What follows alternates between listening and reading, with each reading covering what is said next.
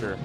But now we get to see S2J versus iBDW. S2J was just in winners finals versus HBox. This is going to be another really cool set because the set we saw earlier between Moki and S2J was a lot of fun to watch. So now we get another cool. Yeah, that was a really, really fun set to watch.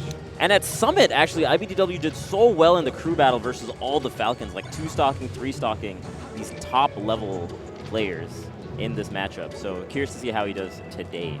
Yeah, traditionally, this is not a matchup that iBDW feels too comfortable with. Yeah. He feels like he doesn't really understand all the key parts of the matchup. And we did see him lose to, I believe, S2J and None at SmashCon. And against None, it was a pretty rough showing for iBDW. Yeah, the None was playing out of his mind that set. Ooh, yeah, this was a solid 3-0. It was crazy. A lot of crazy stuff. But it is a new day today. How will he fare against this Falcon? Going game 1, Yoshi story. Ooh, that dash attack. Squeezing it in. Yeah. Ooh, shine grab, especially in the corner there. Yeah, great weight. Like, ooh! Doing the laser land before, so he has so much time to do the up smash there was beautiful. That's something a little bit I've seen in the past when iBDW have played this matchup is that the edge guard strategy we were talking about earlier, when you go out there to like limit Falcon's drift options, that's something iBDW have not done enough in the past. So I'm curious to see if we're going to see that or not. Right. Good DI there on that back air. Doesn't allow Johnny to get anything off of it. Typically you'll see like back air knee or back air up air, but he was far enough away and high enough percent to where that's not going to happen. Yeah, it's going to be very important for iBDW to catch these rolls. S2J's... It's like one of these things. If S2J gets away with his rolls, that's normally a very, very good, like, you know, look for him. Right. And normally the sets he ends up winning. That's very true, especially because he doesn't... Oh, nice. Punishing that, realizing that the tech was going to be there with the back air. But yeah, especially out of the corner, that's where Falcon can have a really hard time getting out of. But his rolls have been phenomenal. Yeah, at the start of the set, we've seen practically a roll every time iBDW hits the shield. How does he get away with it? It's crazy. Sometimes I feel like when you're playing as a really good player and they keep doing the same thing, you kind of feel like they have to mix it up. Yeah. But sometimes they don't. Yeah, that's true. If it's working, man. But what a huge punish there. Oh! Oh, and Johnny with the homie stock. But he's still up. He's still up a little bit. Man, that combo was nuts. So many stomps. Yeah, great up tilt, anti-air. Johnny couldn't quite drift around it. Ooh, good tech there, not allowing iBDW to continue the combo. Ooh, that was scary. That nair looked like it was possibly shield grabbable. But iBDW brings this all the way back, only 24%. Yeah, this is very, very doable. Uh-oh, that homie stock. Is it going to cost him? Oh, another tech. No tech chase there. Usually Johnny will go for like a couple of re-grabs on the tech chase situation, but goes for a hard re instead with the knee. Oh, the shield pokes! Oh, and he gets the edge that's cancel. it. Man, yeah, Falcon stomps so good through the side platforms. His legs go way beneath the platform. And then that one, since he edge canceled, he had time to throw out an up air, which didn't hit, but he had enough time to get the knee also. So fast. Yeah, you know, like, throw out a different move, take a sip of your water, take a selfie. You can do whatever you want. Stomp knee is sick, all right? It is sick. Crowd goes wild. But imagine if the Falcons start doing something in between just to, you know, show off their, you know, how superior they are. I would like to see that. How much hit stun you're in? Just do a little dash dance. It's like, imagine if you wobbled and people start taking selfies like, oh, wobbling, top 8, what's up?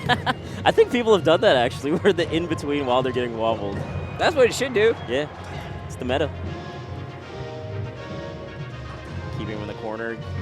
Not punishing the spot dodge, actually, which is huge. That's a really clever edge guard, going all the way out there and then jumping back with up air. Perfectly covers the ledge. Yeah, that's very unfortunate. Again, what a brilliant roll. Something that we haven't really seen from iBDW that we saw so much from Hacks yesterday when he played against S2J is these perfect shines out of shield on the aerials from Falcon before the jabs comes out. Right. Hacks got a lot of conversions from perfect shines and then, you know, wave shine out of shield.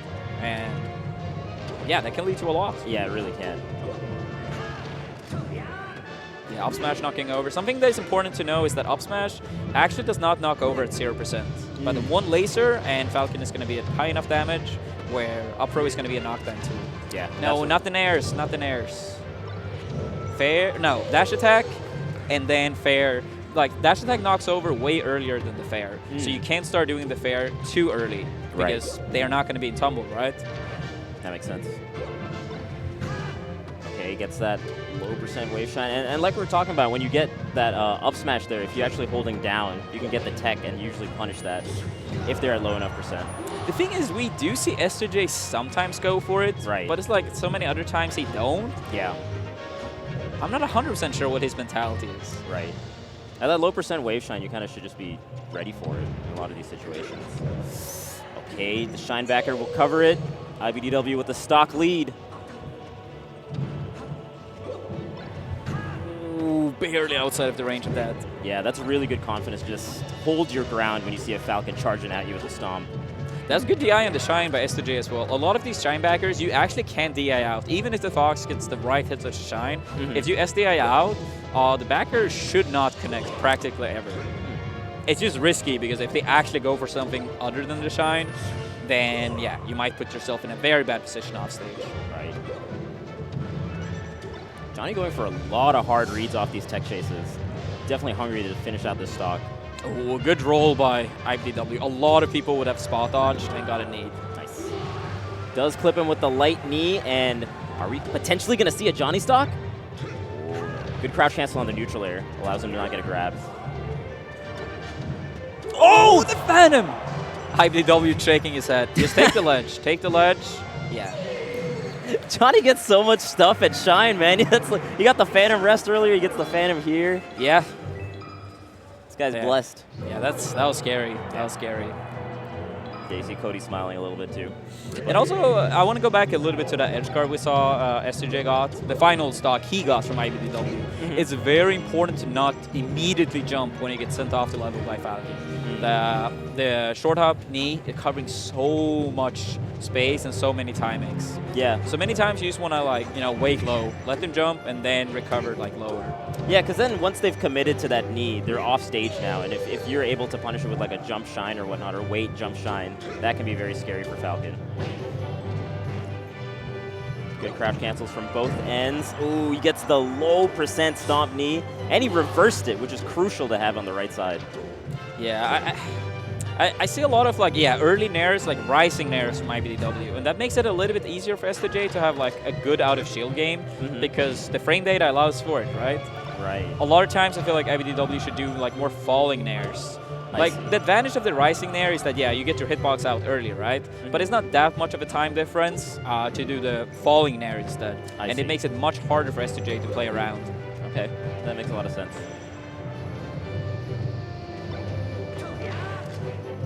Ooh, going for jab after instead of like up tilt or even an aerial. Oh! Guy almost comboed off the tree again. He didn't need it, but damn, he went for it.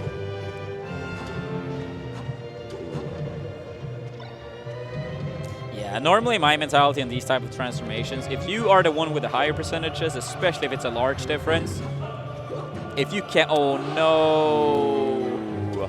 That's a huge SD. A couple like familiar SDs from iBDW's end. No homie stock that time. Yeah, he's like, you already got your portion for this set. Everyone gets one.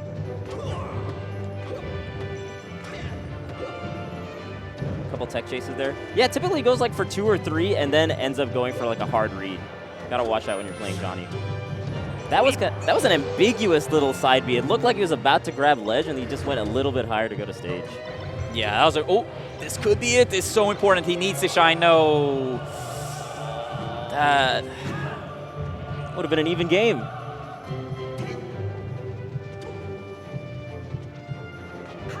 That's like these key scenarios when you like look back at sets.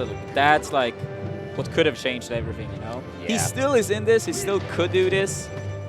But he would have been in a much better position to do so for sure, especially in a Game 3 situation. Okay, at least he doesn't roll or spot dodge in that Great drift by S2J, avoiding that shine. Wow, the tech on that dash attack didn't allow iBDW to get anything off of it. Yeah, it's a lagging move. If you do get the tech on those dash attacks, it's the same thing with up smash. You most likely can get a punish. Right. Okay, we got last stock here, and he gets a grab off the invincibility. Goes for the hard read, roll in. Great angle. Great angle. Again, it's not easy to hit, and iBDW is definitely known for it. Yeah, that time he didn't quite get the angle. Definitely trying to go to ledge there, but as you can see, if you're just off a little bit, then suddenly you're on the stage and you're going to get punished pretty hard. Johnny up 2-1 now, going FOD. I feel like people have counterpicked this stage against Johnny so many times, so it's like, he got to be good at this stage now. No, like statistically, it's one of like his better stages actually, just for the reason you're saying. Yeah. I will say though that I think these stats are a little bit flawed. And I'll say because the better player, they will win more against worse players, so they get to play their worst stages more often. I think it was some stat years ago that showed that Hungerbox was weak in Dreamland. But it's like, against players he will beat every, like 3-0, he never gets to play Dreamland. Oh, I see. So I think that's an important thing to keep in mind. That's very interesting, actually. With that said, I still think Johnny's very good at this stage. Right. That's a good observation, though.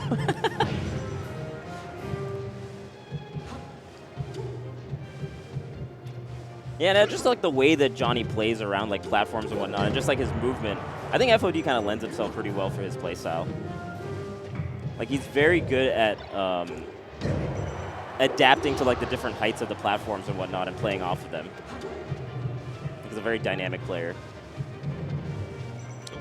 Getting those nairs as Falcon is so important.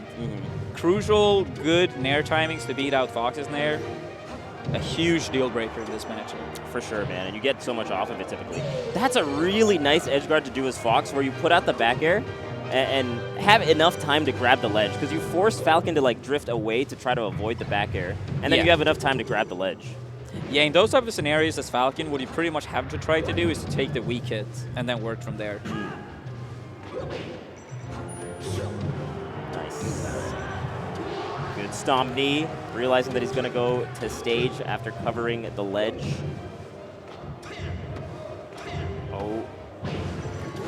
Yeah, this look is so rough for iBDW. Yeah, man, Johnny's pressure right now is phenomenal. And we got the one more stock chance coming out, too. Ooh.